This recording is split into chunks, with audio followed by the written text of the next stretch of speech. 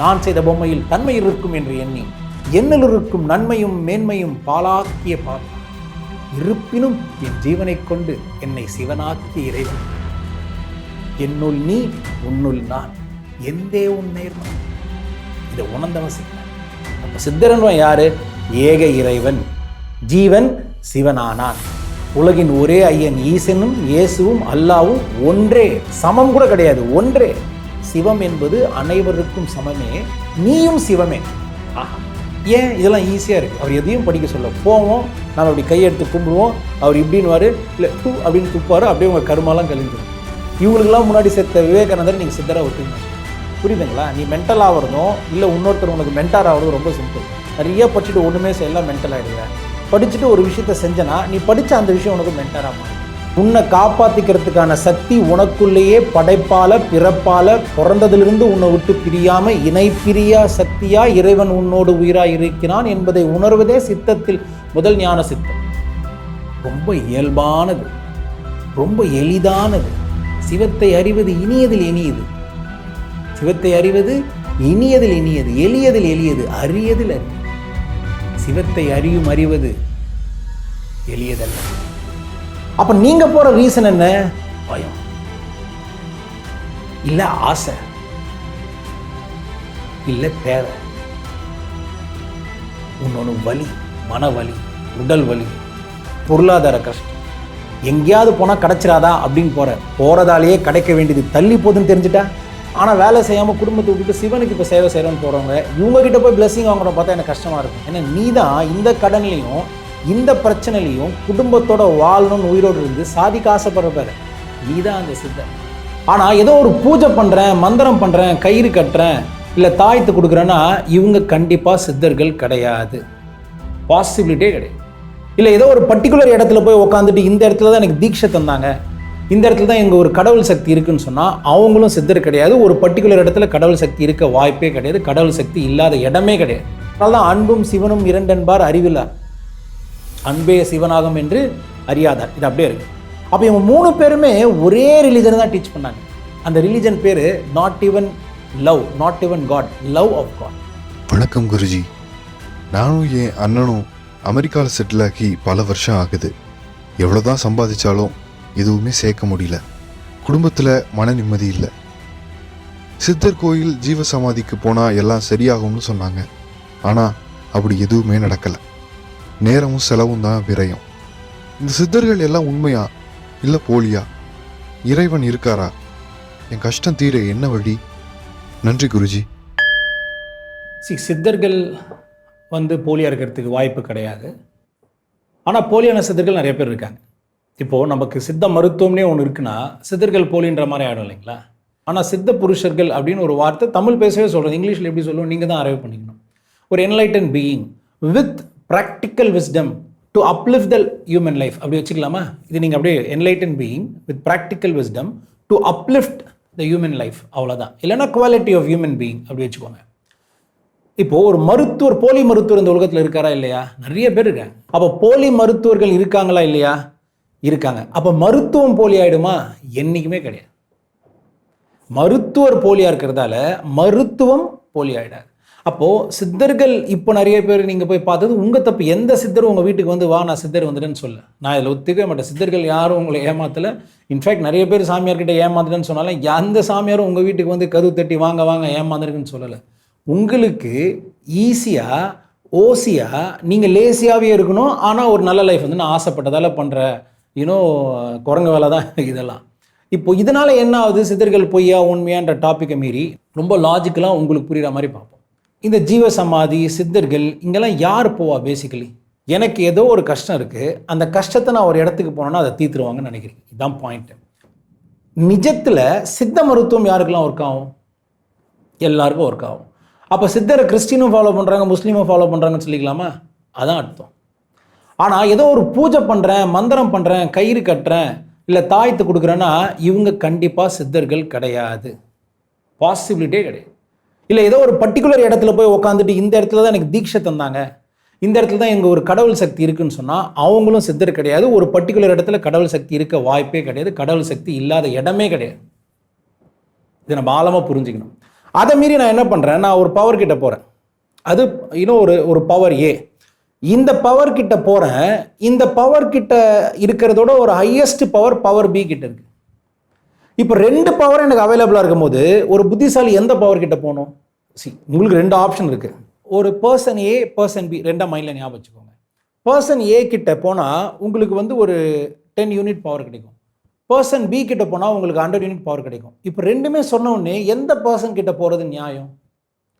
சின்ன குழந்தைய கூட சொல்லுவாங்க, பர்சன் பி கிட்ட போகிறது தான் நியாயம். இல்லை, அதுதான் புத்திசாலிதானம், மறந்துடுங்க. அதுதான் முட்டாள்தானம். இல்லை, கண்ணெதிர்க்க தெரியுது, இங்கே போனால் 10 ரூபா கிடைக்கும், இங்கே போனால் 100 ரூபா கிடைக்கும். ரெண்டுமே உங்களுக்கு ஆப்ஷனாக கொடுக்கும்போது 100 ரூபா கிடைக்கிற இடத்துக்கு போக வேண்டியதானே? இதானே ஒரு முட்டாள் கூட இதை செய்வானா இல்லையா? பெரிய புத்திசாலி தானே தேவையில்லை. எனக்கு 10 ரூபாவும் இருக்குது, 100 ரூபா இருக்குது. நான் என்ன பண்ணணும்? 100 ரூபா எங்கே கிடைக்குதோ அங்கே தானே போகணும். இப்போ நான் எதுக்கு அந்த 10 ரூபாய்க்கு போகணும்?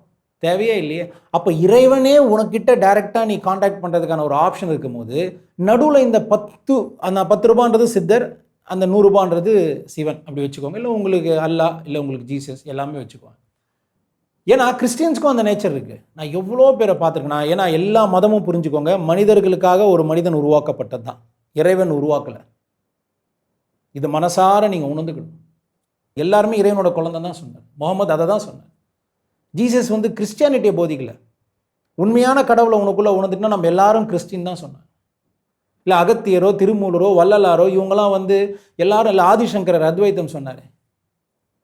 இதை ஃபாலோ பண்ணால் இந்துன்னு சொல்லலை. வேணுமோ வேணாமோ இந்த உண்மையை புரிஞ்சுக்கிட்டா நீங்கள் வந்து ஞானி தான் அப்படின்னு சொன்னாங்க. அப்போ இவங்க எல்லாருமே ரிலீஜனை டீச் பண்ணலை, கடவுளை கூட டீச் பண்ணல. இவங்க எல்லாருமே பவர் ஆஃப் காடும் டீச் பண்ணல, லவ் ஆஃப் காட் தான் டீச் பண்ணாங்க. ஏன்னா பவர் ஆஃப் காடுன்னு வரும்போது உன்னை யாரும் அடக்கிடுவாங்கன்ற மாதிரி வந்துடும். கிடையாது, இறைவன் வந்து பவர்ஃபுல் தான்.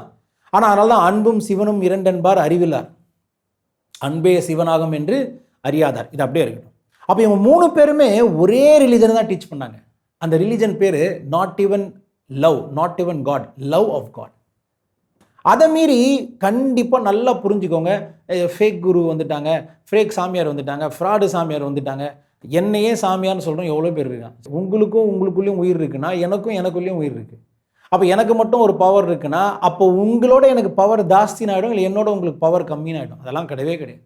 எல்லாருக்கும் ஒரே பவர் தான். அப்படி எல்லாருக்கும் ஒரே பவர்ன்றது உண்மையை உணர்றது தான் சித்தமே.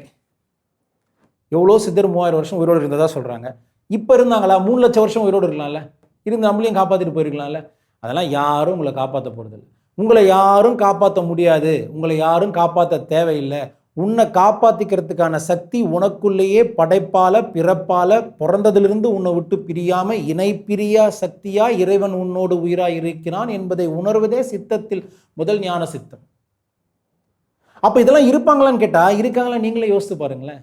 4 விதமான விஷயத்தை யார் செஞ்சாலும், இப்போ போலி டாக்டர் கண்டுபிடிக்க சில பேராமீட்டர்ஸ் இருக்குது.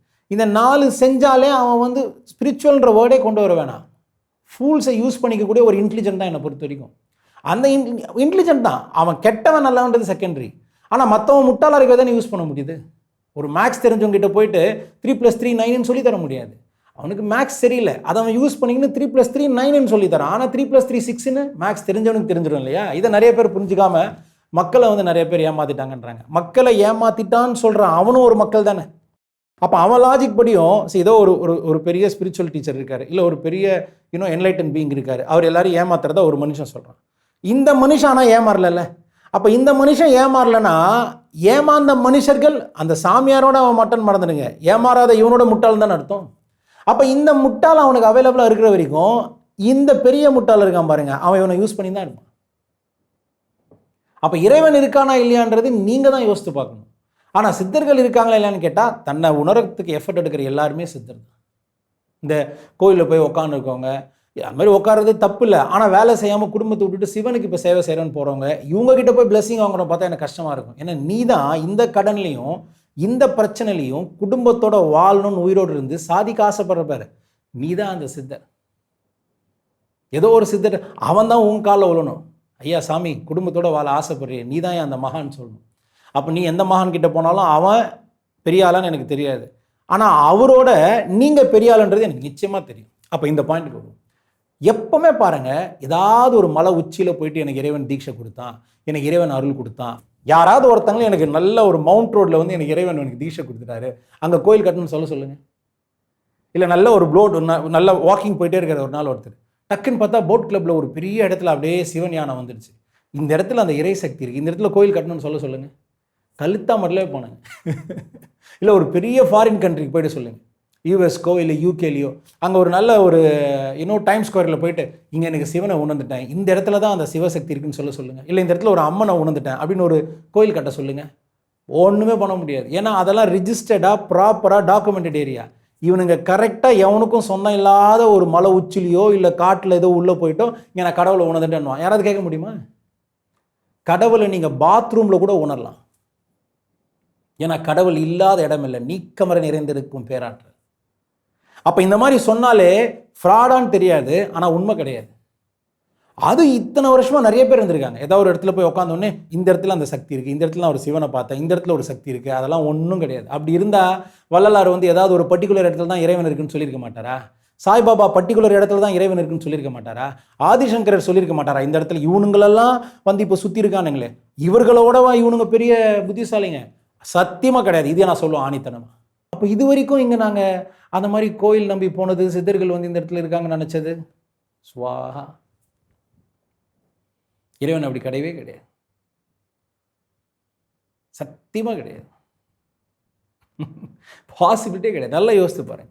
இல்லை நீங்கள் எந்த ஃபாரின் கண்ட்ரியில் இருக்கீங்க எனக்கு தெரியல, உங்கள் ஃபாரின் கண்ட்ரிலையும் புதுசாக அந்த ஊர்லேயும் பண்ணலாம். அந்த ஒன்றே அதுக்கான ஒரு செட்டப் ரெடி பண்ணிட்டு ஒரு எங்கேயாவது யாரும் ரிஜிஸ்டர் பண்ணாத ஒரு காட்டுக்குள்ளேயோ இல்லை ஒரு மலை உச்சிலையோ போயிட்டு இங்கே ஒரு சித்தர் இருக்காருன்னு சொல்லுவோம்.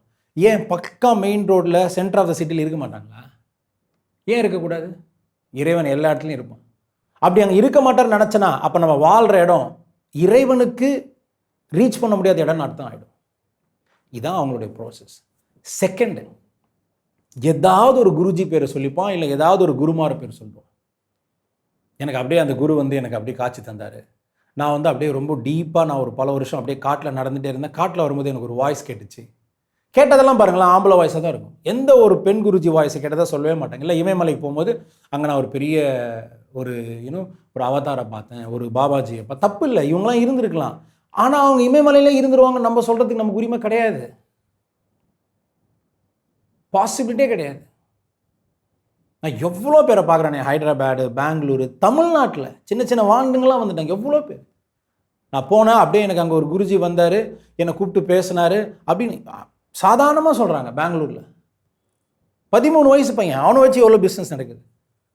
நார்த் சைடில் எவ்வளோ பேர், நான் தான் இப்போ சாமியாக பிறந்திருக்கேன், நான் தான் அந்த மகாகாளி, நான் தான் அங்கே மகா பைரவர்னு ஒருத்தர் சுற்றின்னு இருக்காரு. அப்போல்லாம் யாரும் வர முடியாது. திங்க் பண்ணி பாருங்கள். இல்லை இந்த குருஜி ஒரு 10,000 வருஷத்துக்கு முன்னாடி இருந்தார், இங்கே சமாதி ஆகிட்டார், அவர் தான் எனக்கு இப்போ இந்த ஞானத்தை கொடுத்தாரு. அவர் பெரிய ஞானம்லாம் கொடுக்க வேணாம், கூப்பிட்டு உட்கார வச்சு நீட்டை கிளியர் பண்ண முடியுதான்னு பார்க்க சொல்லுங்கள். அந்த அவர் ஏதோ ஒரு ஞானம் தந்ததாக சொல்கிறாங்க இல்லைங்களா? ஏன்னா இது செகண்ட். ஏன்னா உங்ககிட்ட வந்து சொல்லும் போது உங்களுக்கே தெரியும், ஒரு விஷயம் பேசணும்னா அதை படிக்கணும், அதை உணரணும், அதை பழகணும், அதுக்கப்புறம் பயிலணும், அதோட புணரணும், எவ்வளோ வேலை இருக்குது. அப்படியே ஏபிசிடி கூட வந்துடாது. திருவள்ளுவராக இருந்தாலும் பிறக்கும் போதே அந்த தமிழ் ஞானத்தோட பிறக்கலை. இது நான் பாருங்கள் எவ்வளோ கஷ்டப்பட்டு ஒரு ஆழமான விஷயத்தை நீங்கள் புரிஞ்சுக்கணும்னு சொல்கிறேன். திருக்குறளை நம்ம கொண்டாடுறோம். அந்த மகாபுருஷன் திருவள்ளுவர் எந்த லாங்குவேஜ் எடுத்தாலும் எல்லாருமே, எந்த கம்யூனிட்டியாக இருந்தாலும், எந்த நேஷனாலிட்டியாக இருந்தாலும் ஹியூமனிட்டி ஒன்றுன்ற மாதிரி புரிய வைக்கக்கூடிய ஒரு ரூல் அது அவர் எழுதி வச்சிருக்க சிஸ்டம். பட் அவர் பிறக்கும் போதே அந்த தமிழ் ஞானத்தோட பிறந்தாரா? அப்படி பிறந்திருந்தா அவர் 3 வயசுல எழுதியிருக்கலாமே. அப்போ அவருக்கு தமிழ் கொடுத்தவர் எவ்வளோ பெரிய சித்த புருஷராக இருப்பார். நல்லா புரிஞ்சு பாருங்க. திருவள்ளுவர் திருக்குறளை எழுதுறார், ஒரு லாங்குவேஜில் எழுதுறார். நல்லா புரிஞ்சுக்கணும். இதை இறைவன் கொடுத்ததா கூட இருக்கட்டும், அப்போ அவருக்கு கொடுக்க முடியும், நமக்கும் கொடுக்க முடியும் இல்லையா? கிடையாது. அதையும் அவர் கஷ்டப்பட்டு அந்த ஆளுமை வர்றதுக்கு அவர் பயிற்சி செஞ்சிருப்பாருன்றதை நான் உங்களுக்கு புரிய வைக்கிறேன். நல்லா புரிஞ்சுக்கணும். திருவள்ளுவருக்கே இதான் நிலை. அதை அவர் உணர்ந்து அதை எழுதுறதுக்கு அந்த மொழியோட அவர் உறவாடி இருக்கணும். அவருக்கு கற்றுக் கொடுத்தவர் அப்படி எப்படிப்பட்ட தமிழை கற்றுக் கொடுத்துருப்பார். எல்லாருக்கும் கற்றுக் கொடுத்தாலும் அதுக்கப்புறம் இவர் தன்னை ஃபெசிலிட்டேட் பண்ணிக்கணும். டீச்சிங் தான் ஃபெசிலிட்டேட் பண்ண முடியும். Learning and upgrading skill facilitate பண்ண முடியாது. நீங்கள் தான் செல்ஃப் எஃபர்ட் அண்ட் சீக்கிங் மென்டாலிட்டிக்கு போகணும். திருவள்ளுவருக்கே இதான் நிலை. அவர் சொல்லியிருக்க மாட்டாரா இந்த இடத்துல ஒரு பெரிய கோயில் இருக்குது, இந்த இடத்துல ஒரு பெரிய சாமி பவர் இருக்குன்னு? கிடையாது கண்ணு. அப்போ நீங்கள் போகிற ரீசன் என்ன? பயம். இல்லை ஆசை, இல்லை தேவை, இன்னொன்று வலி, மன வலி, உடல் வலி, பொருளாதார கஷ்டம். எங்கேயாவது போனால் கிடைச்சிராதா அப்படின்னு போகிறதாலேயே கிடைக்க வேண்டியது தள்ளி போகுதுன்னு தெரிஞ்சுட்டா. இப்போ என்ன பிரச்சனை வரும்னா, இதெல்லாம் உண்மைன்னு நம்பின்னு சுத்துற பைத்தியங்களுக்கு பெரிய கோவம் வந்துடும். ஏன்னா மனுஷன் தான் உலகத்திலேயே பிறக்கும் போது இருக்கிறதுலே டம்மஸ்ட், ஃபூலிஷ் கிடையாது. ஆனால் தான் அதுக்கு விலங்குன்னு பேர். நமக்கு எல்லாமே விலங்கும், ஆனால் நமக்கு விலங்கு இல்லை. எங்கன்னா நீ எக்ஸ்பேண்ட் பண்ணலாம் உன் லைஃப்பை. அப்போ இதுக்கு வருவோம். எந்த விலங்காவது தன்னை எக்ஸ்பிளைன் பண்ணிக்குமா? முடியாது. ஒரு மரம் கொத்தி இன்னி வரைக்கும் ஒரு மிஷின் இருக்கா? அப்படியே வந்து பார்த்தா அப்படியே மரத்தில் ஸ்கேன் பண்ணி இந்த இடத்துல புழு இருக்குன்னு சொல்ல முடியுமா? முடியாது. ஒரு மரம் கொத்தி மண்ணில் இருக்கும். நல்லா பாருங்க, ஒரு மரம் இருக்கு, அந்த மண்ணை சுற்றி அந்த மண் இருக்க ஒரு மரம் கொத்தி நல்லா புரிஞ்சுக்கணும். ஒரு மரம் எங்கே இருக்கு? மண்ணில் இருக்கு. அந்த மரம் மண்ணில் இருக்குன்னா அந்த மரம் இருக்கக்கூடிய மண்ணிலேயே புழு இருக்கு. ஆனால் மரம் கொத்தி அதை ஈஸியாக கொத்தி சாப்பிடலாமா இல்லையா? கிடையாது. நேராக வந்து மரத்தை அப்படி கொத்தி அழகாக ஒரு 4 இன்ச்சில் அப்படியே ஒரு புழு எடுத்து, இல்லை 2 இன்ச்சில் புழு எடுத்து சாப்பிட்டு போயிடும். நம்மளால ஸ்கேன் பண்ண கண்டுபிடிக்க முடியாது. பறவை பட்சிக்கே இந்த அறிவு இருக்கு. ஆனால் இவ்வளோ தான் அதுக்கு அறிவு, அதனால அதுக்கு விலங்குன்னு பேர். இதை தாண்டி அதை எக்ஸ்பேண்ட் பண்ண முடியாது.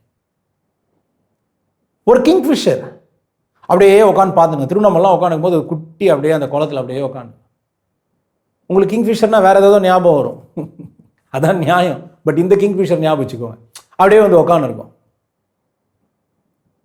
பக்கத்தில் மீன் வலையில் பிடிச்சின்னு வருவாங்க பாருங்க. இது ஏரி கரையில் கூட எங்கன்னா பார்த்தீங்கன்னா அப்படி மீனை வலையில் இருக்கும். அந்த மீனை சாப்பிடாம அப்படியே உட்காந்து போய் டக்குன்னு போய் அந்த தண்ணியிலேருந்து அப்படி கொத்தி எடுத்துன்னு போயிடும். அது அதுக்கு செய்யப்பட்டது, அவ்வளோதான்.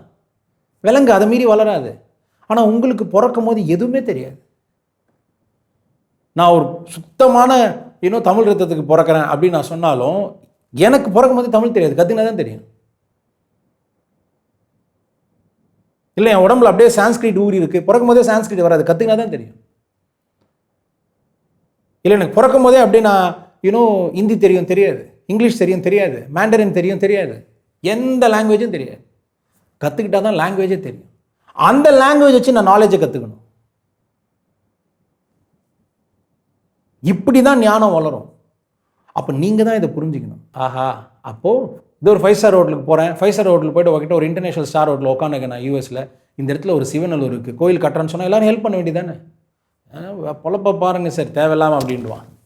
ஓகே, அப்போ செகண்ட் என்ன? ஏதாவது கேட்டால் எனக்கு அந்த சாமி அருள் கொடுத்தாங்க, இல்லை ஏதாவது ஒரு குருமார்கள் அருள் கொடுத்தாங்க, அந்த குரு அருளால் தான் நான் எல்லாம் தரேன். அதெல்லாம் கிடையாது. ஏன் உன் அருளால் பண்ணேன்?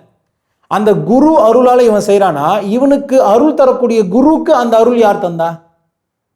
அந்த அருப்பொருளே உனக்குள்ள உயிராக இருக்கும்போது உனக்கு எதுக்கு நடுவில்? நல்லா பார்க்கணும். ஒரு குரு ஒருத்தர் கொடுக்குறாரா, இன்னொருத்தர் கொடுக்க வேண்டியதானே? அங்கே குழந்தைங்க வந்து இன்டர்நேஷ்னல் லெவலில் எவ்வளோ ஸ்கோர் எடுக்கிறதுக்கு ஹார்வர்ட் யூனிவர்சிட்டிக்கெலாம் உள்ளே போகிறதுக்கு முன்னாடி பேசிக் ப்ரிப்பரேஷன், நான் சொல்கிறது ஹார்வர்ட் யூனிவர்சிட்டி லெவலில் பேசுகிறேன். இல்லை இங்கே ஐஐஎம், ஐஐடி, ஜேஇ மெயின்ஸு, இல்லை பெரிய பெரிய காலேஜுக்கு உள்ளே போகிறதுக்கு பிரேக் பண்ண முடியாமல் அந்த குழந்தைங்களுக்கு வந்து அந்த ஞானத்தை தரலாம்ல. இந்த குழந்தைங்களுக்குலாம் ஞானம் தராதது ஏதோ ஒரு தருதலைக்கு மட்டும் கூப்பிட்டு உட்கார வச்சு ஞானம் தந்துடுவாங்களா? அது ப்ராப்பராக பிளான் பண்ணி அவன் இன்டெலிஜென்ஸில் அவன் பண்ணுறான், அது அவன் புத்திசாலி தான். இது மாதிரி நிறைய பேர் வருவாங்க. ஆனால் எந்த குருவும் வந்து அது மாதிரிலாம் டக்குன்னு ஒரு அருளெல்லாம் கொடுத்துட மாட்டேன். அதை மீறி எவ்வளோ பேரை பார்த்துருங்க. இப்போ நான் முக்காலமும் உணர்ந்துட்டேன், தப்பே கிடையாது, அதை ஒத்துக்கோங்க.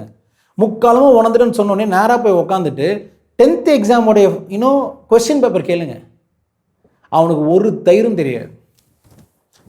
10th எக்ஸாமோட கொஸ்டின் பேப்பருக்கு ஆன்சர் கூட கேட்கல, எனக்கு வெறும் கொஸ்டின் பேப்பர் போதும். இல்லை 10th வேணாம், +2 இன்ஜினியரிங் படிச்சு எனக்கு தெரியும் மேக்ஸ் எவ்வளோ டஃப்பாக இருக்கும்னு. படித்தா ஈஸி, படிக்கலாம் அது கொஞ்சம் நீங்கள் புரிஞ்சாதான் பண்ண முடியும்.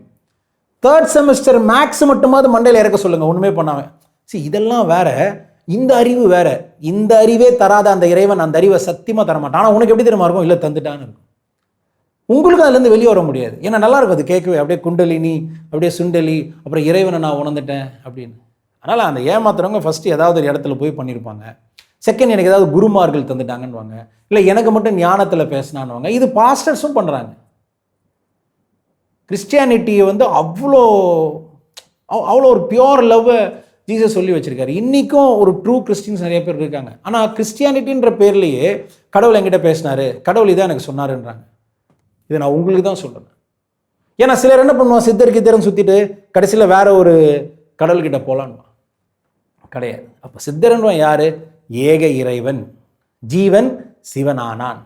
உலகின் ஒரே ஐயன் ஈசனும் இயேசுவும் அல்லாவும் ஒன்றே, சமம் கூட கிடையாது, ஒன்றே. சித்தர்னா இந்த மாதிரி ஏதோ ஒரு குருநாதர் சொன்னார், ஏதோ ஒரு சாமி சொன்னாங்க, எனக்கு இமயமலைக்கு போகும்போது ஒரு வாய்ஸ் கேட்டுச்சு, இல்லை ஏதோ ஒரு இடத்துல குளிக்கும் போது வந்துச்சு, அதெல்லாம் ஒன்றும் கிடையாது. மூணாவது, இந்தியானா இருக்கவே இருக்க அட்வான்டேஜ். போனோமா ஒரு கோமணத்தை கட்டினோமா அழகாக உட்காந்துடலாம். அப்போ சித்தரை உணர்னால இது ஒரு டெக்னிக் ஆகிடும். பாரு அவர் எவ்வளோ எளிமையாக இருக்கார். நீ எளிமையாலாம் இல்லை, வெங்காயம் என்னத்தை எளிமையாக இருக்கார். இதே ஒரு கனடாலேயோ இல்லைனா நல்ல ஒரு நவம்பர் மந்த் ஜான்வரி மந்த் கனடாவில் எளிமையாக கோமணம் கட்டுன்னு உட்கார சொல்லுங்களேன். சித்தரை உணர்ந்து உடச்சி எடுத்துன்னு போக வேண்டியது தான். இல்லை போலார் ரீஜனுக்கு போயிட்டாங்க, அப்படியே எளிமையாக உட்கார சொல்லுங்களேன். இந்த ஊரில் டெம்பரேச்சர் பண்ணுற விஷயம், இங்கே உஷ்ண மண்டலம் கொஞ்சம் அழகாக அமைஞ்சிருக்கு, அதனால் ஜாலியாக போயிட்டு நம்ம அவுத்து போட்டு வெறும் கோமணத்தை கட்டினா அப்படியே உட்காந்துக்கலாம். அப்பா நான் இறைவன். அப்போ இறைவனை உணரணும்னா கோமணம் கட்டணும் அவசியமா? எவ்வளோ பெரிய கோமணம் கட்டின மகானந்தாலும் நான் சொல்கிறேன், அவங்க கோமணம் கட்டினதுக்கு காரணம் அவங்களோட ஞானம் கிடையாது, அங்கே இருந்த உஷ்ணம். சரி இந்த டெம்பரேச்சருக்கு நம்ம கோமணத்தோடு சுற்றலாம்னு சுற்றிருப்பாங்க. இதை பார்த்துட்டு நிறைய பேர் இப்போ நான் அங்கே போய்ட்டு உட்காந்தேன், அப்படியே அருவி கடியில் உட்காந்தேன், குருவி கீழே உட்காந்தேன், அப்படியே அந்த இடத்துல ஒரு இறை சக்தி வந்துடுச்சு. அதெல்லாம் கிடையவே கிடையாது. ரொம்ப இயல்பானது, ரொம்ப எளிதானது. சிவத்தை அறிவது இனியதில் இனியது, சிவத்தை அறிவது இனியதில் இனியது, எளியதில் எளியது, அரியதில் அரியது. சிவத்தை அறிவது எளியதல்ல. அதனால் நீங்கள் பயப்படாதீங்க. ஃபஸ்ட்டு பயப்படவே தான் சித்தர்னு ஒரு இடத்துக்கு போகிறீங்க. அதை மீறி இந்த ஜீவ சமாதி, இந்த சமாதிக்கு போனால் எக்ஸ்ட்ரா வருமானு கேட்டால் அதெல்லாம் ஒன்றும் வராது. அங்கே போனால் இப்படி ஒரு மனிதர்கள் வாழ்ந்தாங்க அப்படின்ற புரிதல் வரும். அந்த புரிதல் உனக்கு ஒரு ஞானத்தை தரும். அந்த ஞானம் உனக்கு ஒரு சக்தி நிலையை உயர்த்தும். அந்த சமாதியில் இருக்கவரெலாம் உனக்கு எந்த சக்தியும் சத்தியமாக தரமாட்டார். அப்படி இறைவன் படைக்கலை. ஏன்னா ஜீவ சமாதி நீங்கள் எந்த இடத்துக்கு போனாலும் ஆல்ரெடி உனக்குள்ள ஜீவன் சிவனானான்னு சொல்கிற உண்மையை புரிஞ்சுக்கிறியோ இல்லையோ, அந்த ஜீவன் ஆதிக்கு சமமாக தான் இருக்கு. நீ ஜீவ சமாதி தான் போகணும்னு கிடையாது. ஜீவன் இப்பயும் ஆதிக்கு சமமாக தான் இருக்கான். அதுதான் சமாதி. ஆதிக்கு சமமாக தான் ஜீவன் எப்பவுமே இருக்கான். அப்போ ஜீவ சமாதியில் எனக்கு என்ன கிடைக்கும்? அங்கே போனால் இப்படி ஒரு மனிதர்கள் இருந்தாங்கன்ற ஒரு ஞானம். அந்த ஞானம் உனக்கு ஒரு தெளிவை தரும். அந்த தெளிவு உனக்கு ஒரு சக்தி தரும். இல்லைன்னா நீ என்ன பண்ணுவேன்? இந்த குளிக்காதவன், இல்லை ரொம்ப கேவலமாக இருக்குவன், யாராவது ஒருத்தங்க போயிட்டு நல்ல ஒரு படித்து நல்லா சாதிச்ச ஒரு மல்டி பில்லியனரை ஒரு சித்தராக ஏற்றுப்பீங்களா நீங்கள்? அவங்க தானே சாதிச்சிருக்காங்க. உண்மையை உணரணும், அது ஞானம் தான் தரும். அப்புறம் எளிமையாக சாதிக்கலாம். செய்ய வேண்டியதை செய்யணும், செய்ய வேண்டியதை செய்யணும். நான் சைக்கிளில் போகிறேன், இன்னொருத்தன் காரில் போகிறான், ரோடு அதே தான். எவன் ஃபஸ்ட்டு போவான்? காரில் போகிறவன் தான் போவான். சைக்கிளில் போகிறவன காரில் போனவன் ஏமாத்தலை. இது அவனுடைய ஞானம். நீங்கள் போய் வீணாக போயிட்டு சித்தரெல்லாம் சொல்லக்கூடாது. இப்போது அப்படி நம்ம சித்தரே பொய்ன்னு சொல்லிட்டோன்னா எல்லா நம்மளுடைய கல்ச்சரை மறந்துடுங்க, நம்மளுடைய ஹெரிட்டேஜ்ன்ற வார்த்தையை மறந்துடுங்க, நம்மளுடைய கிளான், நம்மளுடைய ஆரிஜின் அப்படின்றத மறந்துடுங்க. நமக்கு மட்டும் இல்லாமல் உலகத்தில் இருக்க எல்லா மனிதருக்குமே ஜாதி மத இன வேறுபாடு இன்றி இறைவன் ஒருவனே உனக்குள் இருப்பவன் அவனே அப்படின்ற ஒரு உண்மையை சொன்ன அந்த ஞானிகள் பொய்யாயிடுவாங்க. ஒரு திருமூலரோ இல்லை ஒரு அகஸ்தியரோ இல்லைனா எவ்வளோ பேர் கிரேக்க நாட்டிலையும் எவ்வளோ பேர் இருந்திருக்காங்க. ஆதிசங்கரோ திருவள்ளுவரோ இல்லை விவேகானந்தரோ வள்ளலாரோ சாய்பாபாவோ. சாய்பாபா முஸ்லீமா? खाना पीना सोना मरने के लिए आए नहीं, आपका पास एक ही शरीर है, अल्लाह के पास जाने के लिए, सबका मालिक एक है, अल्लाह मालिक அப்படின்னு சொன்னவர் தானே சாய்பாபா. வேறு யாருன்னா மறந்துடுங்க. விவேகானந்தர் இறந்துட்ட அப்புறம் தான் சாய்பாபா இறந்து போகிறார், 1918 தான். ஆனால் விவேகானந்தர் கோயில் இருக்கா? விவேகானந்தர் ஒரு சித்தராக நீங்கள் ஒத்துப்பீங்களா? ஏன் ஒத்துக்கல? ஏன்னா ஒரு உனக்குள்ளே தான் இறைவன் இருக்கான், நீ தான் உன்னை உணரணும்னு சொல்லிட்டாரு. என்னடா இது ரொம்ப கஷ்டமான ப்ராசஸாக இருக்கு. அதை இப்போ மூக்கு செல்லி சித்தர் இல்லைனா மூக்கு பொடி சித்தர், எச்சத்துப்பி சித்தர் சொல்லு. ஏன் இதெல்லாம் ஈஸியாக இருக்குது. அவர் எதையும் படிக்க சொல்ல போவோம், நம்ம அப்படி கையெடுத்து கும்பிடுவோம், அவர் இப்படின்னு இல்லை டூ அப்படின்னு துப்பார், அப்படியே உங்கள் கருமாலாம் கழிஞ்சிடும். இவங்களுக்கெல்லாம் முன்னாடி செத்த விவேகானந்தரை நீங்கள் சித்தராக ஒத்துக்க மாட்டீங்க. ஏன்னா நீங்கள் எஃபர்ட் எடுக்கணும்னு சொன்னாலே அவங்கள ஒதுக்கி வச்சிருது. எவெல்லாம் அவங்கள எஃபர்ட் இல்லாமல் ஈஸியாக ஏமாத்துறானோ அவனை நீ தூக்கி வச்சுக்கிறது. இது நடக்கணும், நடந்தே தீரணும். அப்போ தான் ஒரு நாள் புத்தி வரும். But anyway, youngsters have changed amazingly, in their awareness and in their skill set. But நீங்கள் தான் புரிஞ்சுக்கணும். நீங்கள் முட்டாள இருக்கிறதுக்கு உங்களுக்கு உரிமை இருக்குது.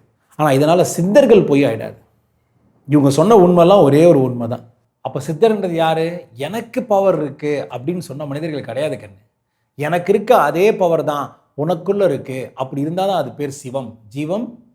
சிவம் ஜீவன் சிவனானான் அப்படின்னு சொன்ன. அதனால தான் ஒன்றே குலமும் ஒருவனே தேவனும் அப்படின்னு சொன்ன விஷயம்.